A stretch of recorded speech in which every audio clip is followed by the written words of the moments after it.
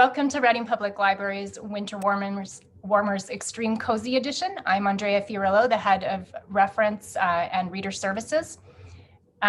Today we're going to be hearing about a lot of literary fiction titles, mostly new, all highly recommended by your local staff.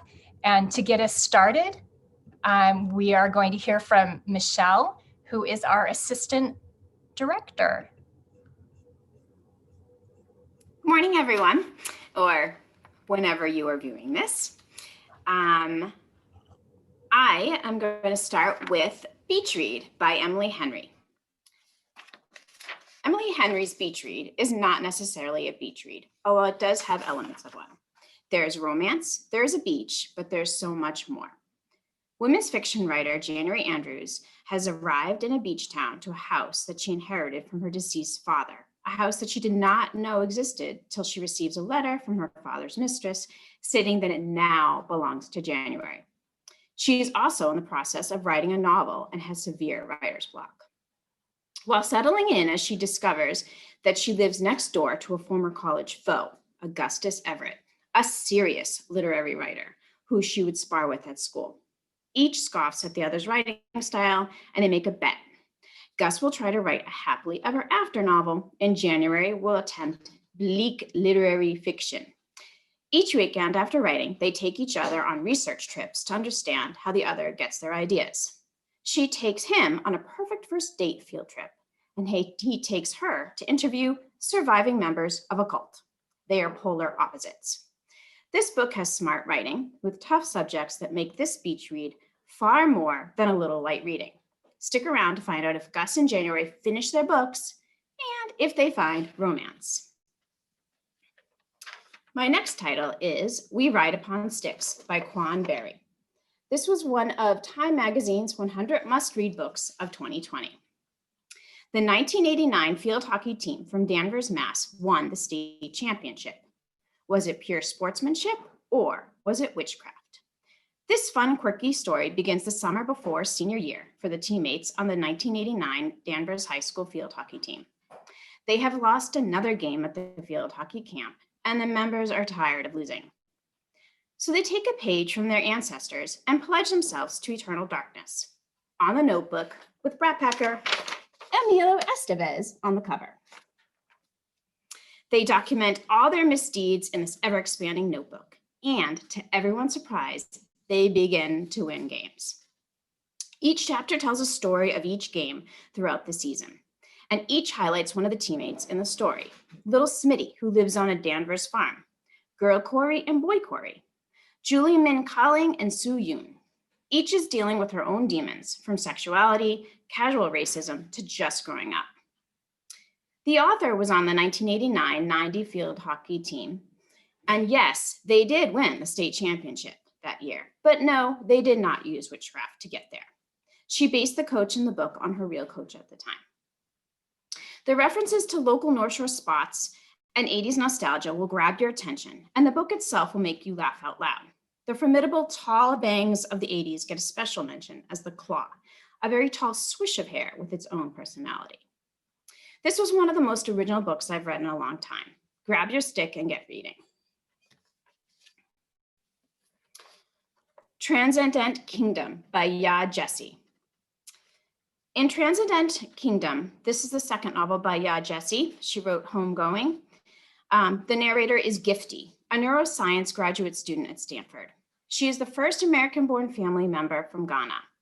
She is dealing with the overdose death of her brother, her mother's subsequent depression due to her brother's death, and her father's retreat back to Ghana. She immerses herself in her clinical work with mice, studying them to understand the reward-seeking behavior and the neural circuits of depression and addiction. If she can cure the addiction for them, it may help her overcome her brother's death and help her mother with her depression. She is also struggling with her evangelical background. How do you keep your faith in a science-based world? There are flashbacks between her life at the lab and her experience growing up in an evangelical church in the South. The church revered her brother when he was a star basketball player, and then they turn their back on them when he falls into an opioid addiction after a sports injury. Their kind does seem to have a taste for drugs. Gifty's relationship with her mother takes center stage when she comes to stay with her as she deals with her depression. Her mother's evangelical faith means that she'll take no medical action to break it. She believes prayer and faith will support her. This is frustrating to science-minded Gifty. As she states, this tension, this idea that one must necessarily choose between science and religion is false. Both became, for me, valuable ways of seeing, but ultimately both have failed to fully satisfy in their aim, to make clear, to make meaning. Yeah, Jessie once again has brought forth a literary, poignant masterpiece. Transcendent Kingdom is a Kirkus Review's Best Book of 2020 and a Washington Post Best of 2020 title.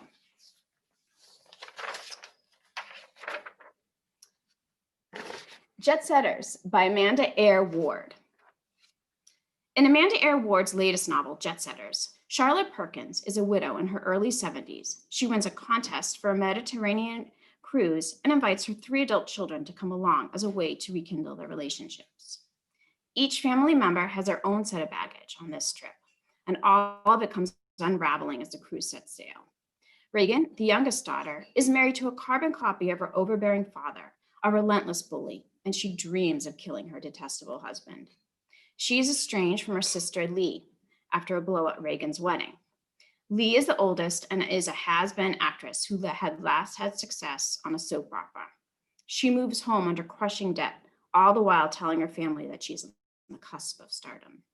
Cord is the middle child, a recovering alcoholic with a wonderful fiance, but he has yet to tell his mother he is gay for fear of her response. Charlotte just wants everyone to get along. Sailing aboard a cruise ship doesn't help the situation. It simply brings the family's various reasons for estrangement into sharper and more intense focus. It all comes crashing down.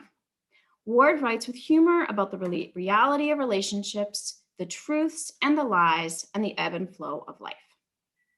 Those are my books.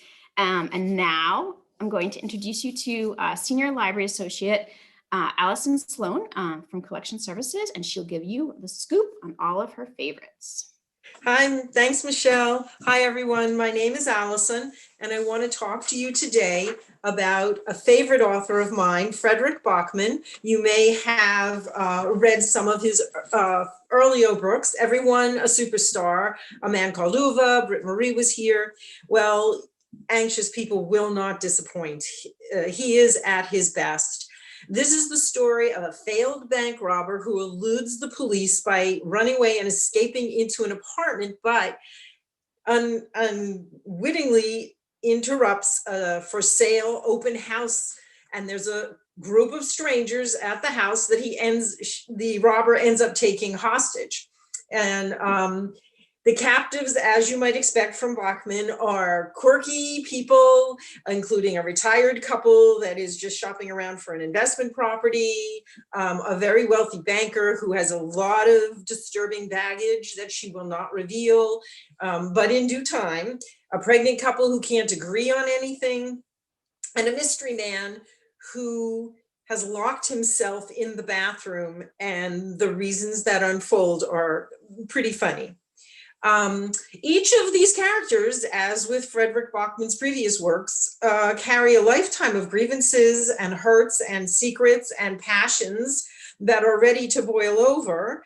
Each of them carries honesty and love and caring and sharing. His characters are never just on the surface. They are always complex people. And none of them is entirely who they actually appear to be, including the 2 police officers, a father and a son, who are assigned to the case. And these reluctant hostages will reveal surprising truths about themselves and set in motion a chain of events that is so unexpected that even they can hardly know what is going to happen next. Don't miss it. It's a really fun read.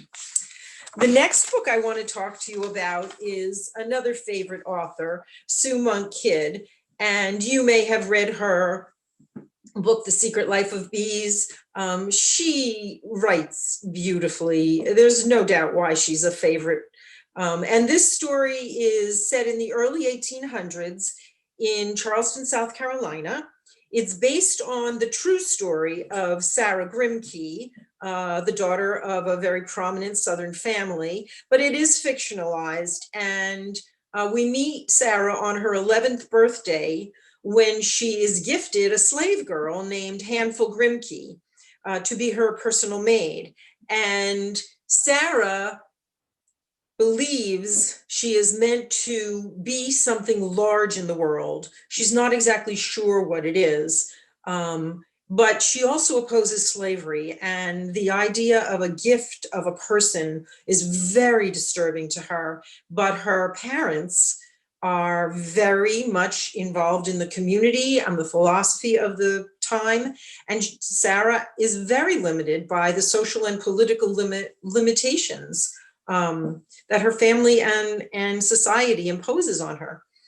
Handful is raised on the plantation as a slave by her mother, Charlotte, who is also a slave, but also a gifted seamstress. So she's a house slave, and she absolutely remains deeply connected to her African roots and her heritage. And she believes in being free and determined to become free, and teaches this to her daughter, who, even if she can't escape the plantation and slavery, understands that it's what she believes in her mind that keeps her free.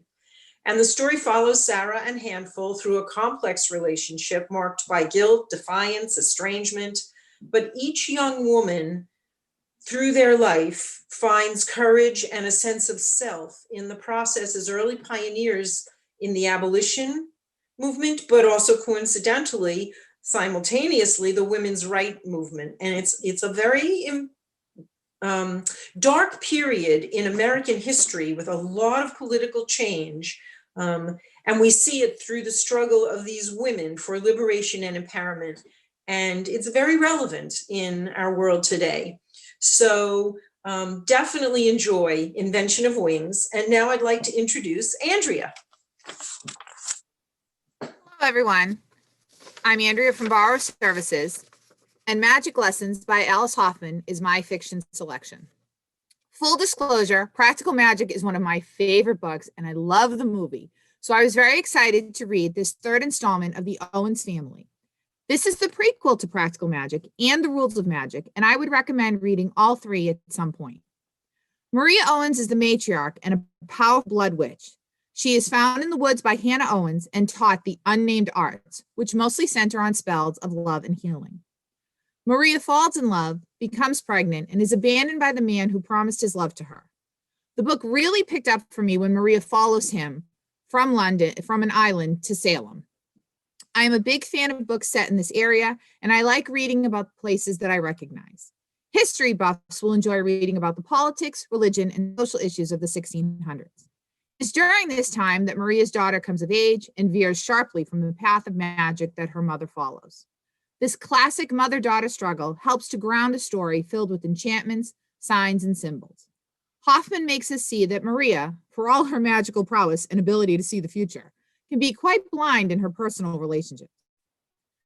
From Goodreads, Salem is the place where Maria sets the curse that will haunt her family, and it is here that she learns the rules of magic and the lesson that she will carry with her for the rest of her life. Love is the only thing that matters. Now, Desiree will talk about her recommendation. Hi. Today, I'm going to talk about Interior Chinatown by Charles Yu. All the world's a stage in Interior Chinatown, literally, as the book is mostly written in the form of a script for a television show. That show is a cop show, naturally, called Black and White, where the buddy cops are a white woman and an African-American man.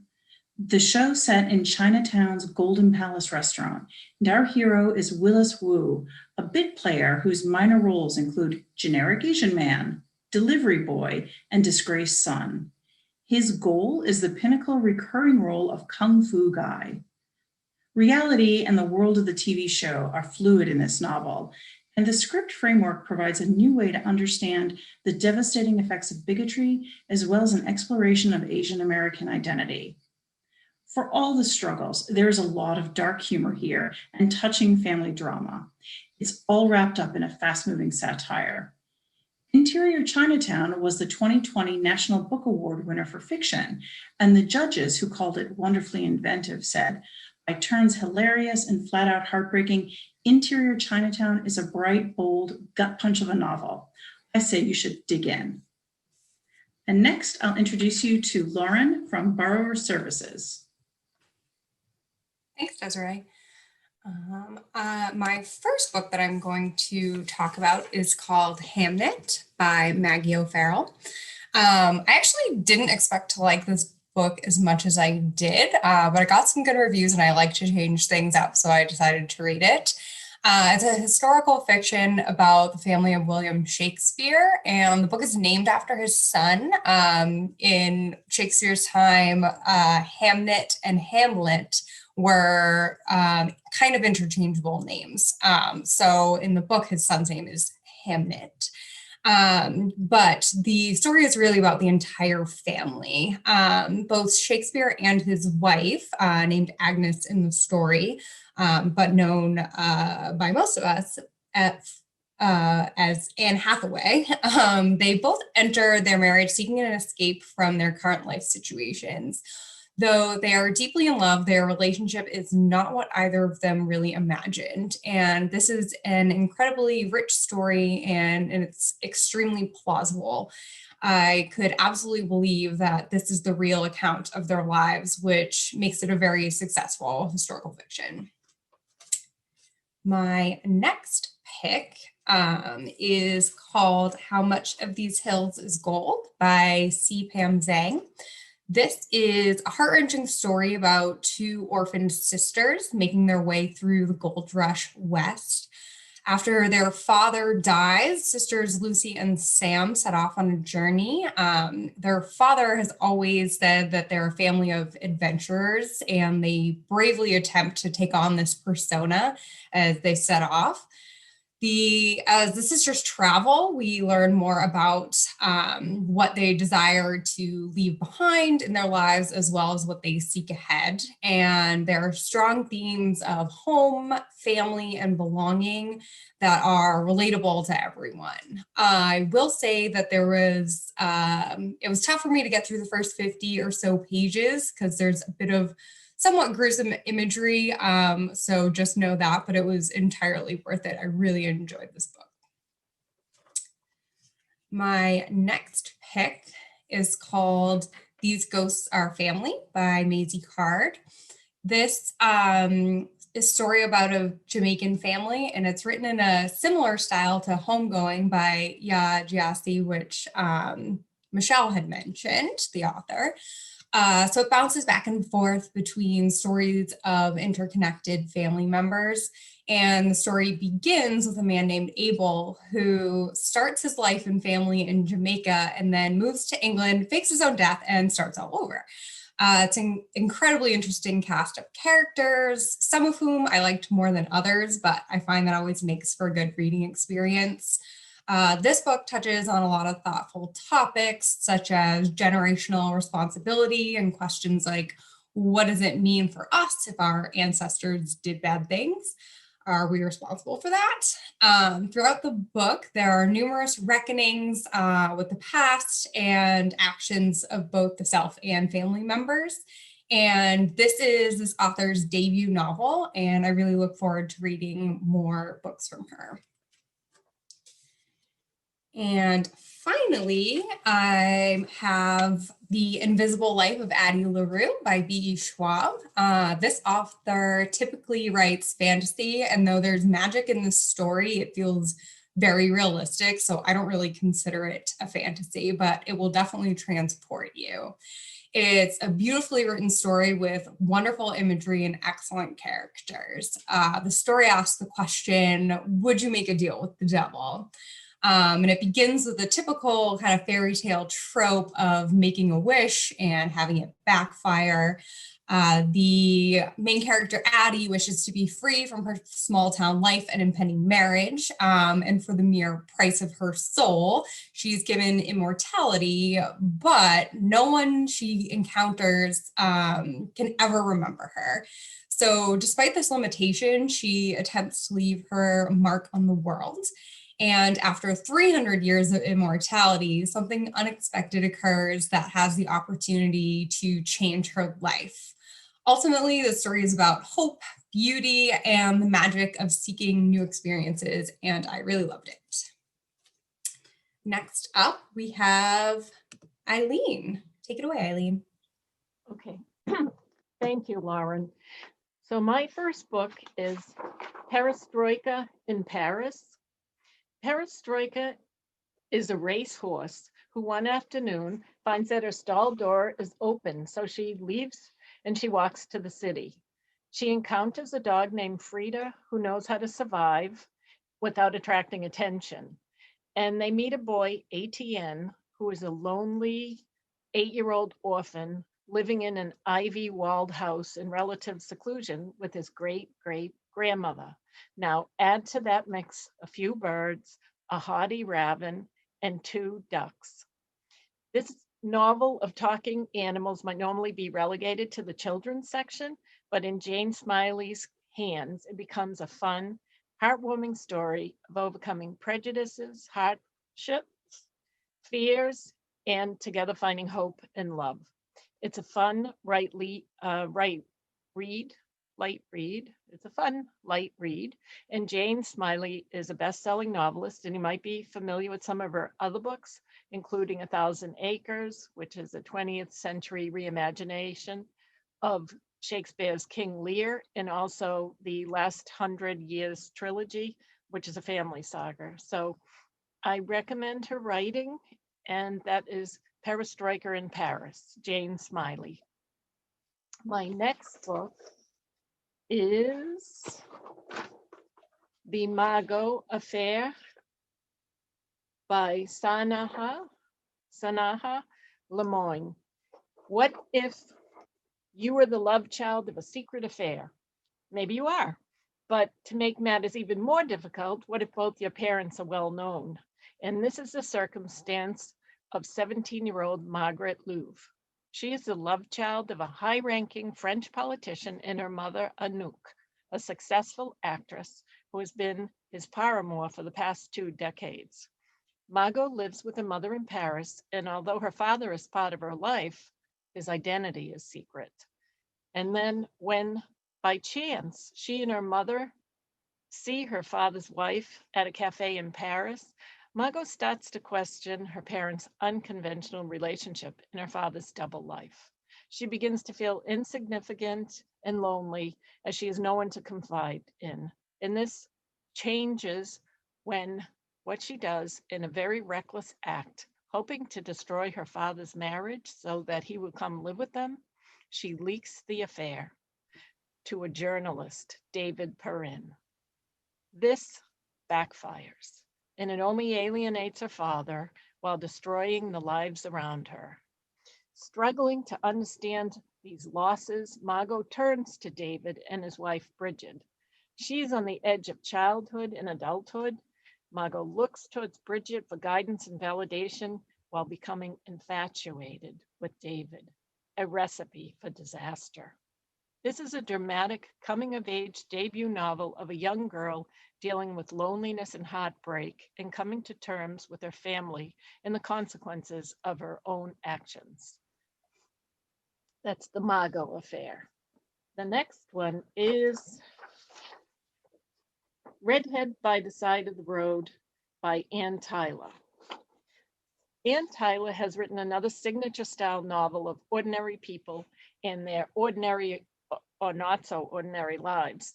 In her latest book, Redhead by the Side of the Road, we're introduced to Micah Mortimer, who is the owner and sole employee of Tech Hermit, a computer repair business. Micah is a technology geek who is dominated by routine. He lives in a basement apartment in Baltimore, wears scruffy, dirty clothes, and has a girlfriend, though he be loath to call her girlfriend because woman friend is his preferred choice of wording. He lives a predictable, scheduled life, but all this changes when his woman friend, Cassie, tells him she's being evicted. In typical Micah fashion, he's not terribly sympathetic, and so she breaks up with him. The next day, out of the blue, an old college girlfriend's son turns up at his door, claiming that Micah is his real father because he feels like a misfit in his own family. The young man came to this not so scientifically conclusion based on some old photographs he saw of Micah and his mother. Micah invites this young man to come and stay with him. It's an act that totally insults his ex-girlfriend.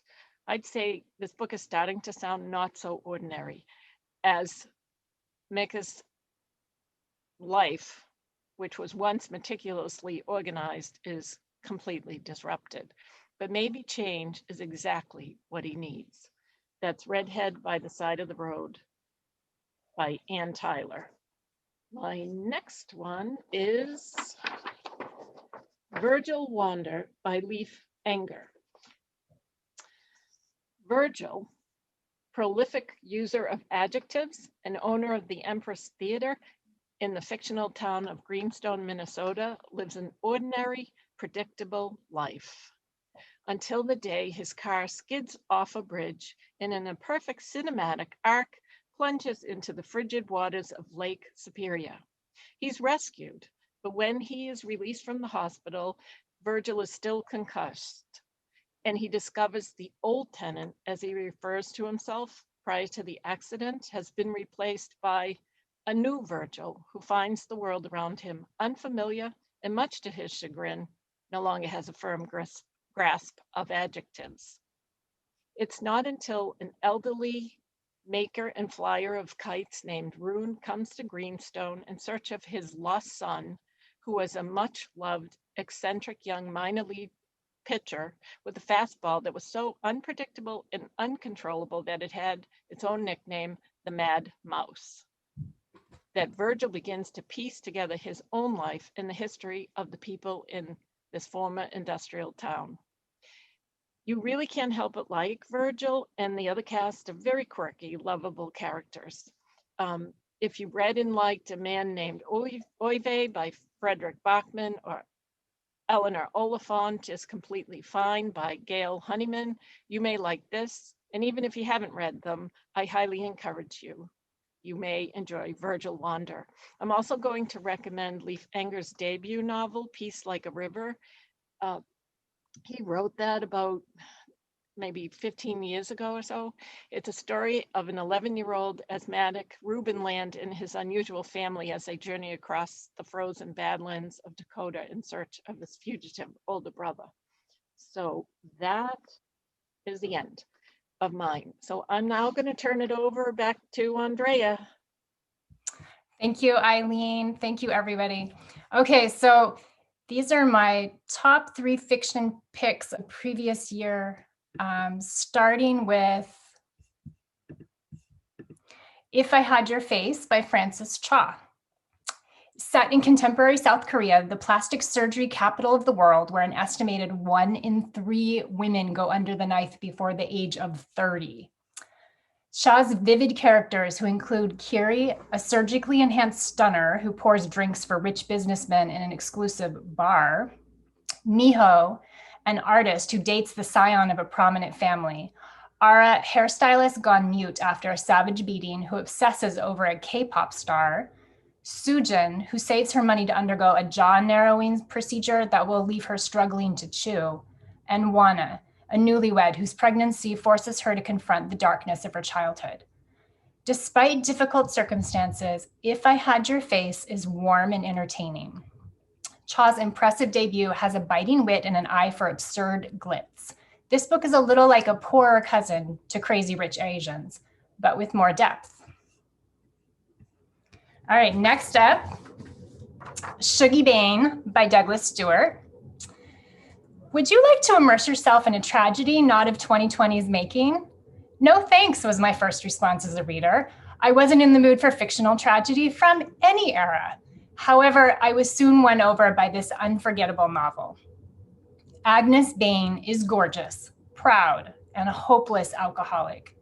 When we meet her in 1980s Glasgow, her marriage to her philandering second husband is on the rocks. Her 2 teenagers are tired of having to take care of her and are eyeing the exit. but her youngest son, Sugi, will never leave her side. He forgives Agnes each time she resurrects herself from a binge. The love between the two of them is the beating heart of this book. Sugi Bane is a dark read. It's 2 parts brutality to 1 part tenderness, 2 parts tragedy to 1 part comedy, and 2 parts drab to 1 part dazzle. So why read it? Because every inch of it is riveting. You may be sad that you picked it up, but you won't be sorry. And my final choice, also involving an alcoholic, but much funnier, Deacon King Kong by James Mcbride. As Juno Diaz wrote for the New York Times, Deacon King Kong is many things: a mystery, a romance, a crime novel, a farce, portrait of a community. The novel is, in other words, a lot. Fortunately, it's also deeply felt, beautifully written, and profoundly humane. The year is 1969, and Sportcoat is the hard-drinking but lovable deacon of Five Ends Baptist Church in a Brooklyn housing project. Sportcoat, aka Deacon Cuffy, lost his wife Hetty a few years ago, and his life has been on a downward spiral ever since. He argues with her ghost daily while sipping on a homebrew hooch called King Kong. One day, blackout drunk, Sportcoat staggers into the courtyard, takes a rusty pistol out, and shoots the project's most ruthless drug dealer in broad daylight with a dozen witnesses. Sportcoat is the star of this caper, but Lord-fearing Baptists, crooks, bodega owners, mobsters, and cops all get a turn, and each of them is worth getting to know. Deacon King Kong puts the fun back in dysfunctional. P.S. Mcbride's 2013 novel, The Good Lord Bird, is another comic masterpiece. Read it too, and then watch the Showtime miniseries based on the novel with Ethan Hawke playing the lead, a wild, lovable John Brown. And that is it for our Winter Warmers fiction event today. We hope you join one of our book groups. You come for our next author talk in March. We'll have details of that at the end of this video. And stay cozy and keep reading.